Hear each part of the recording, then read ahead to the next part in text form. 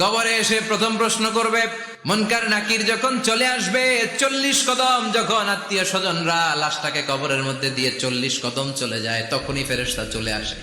এসেই পরীক্ষা শুরু, মার রব্বুক, তোর রবের নাম কি? আমরা বলবো রব্বি আল্লাহ। দ্বিতীয় প্রশ্ন, ওমা দীনুক, তোমার ধর্মের নাম কি? আমরা কি বলবো?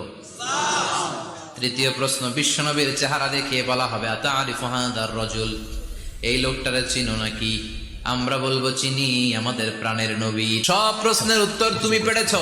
ফায়ুফসাহু লাহু কবরুহু 70 যিরান, আপনার কবরটারে 70 হাত লম্বা করে দেয়া হবে।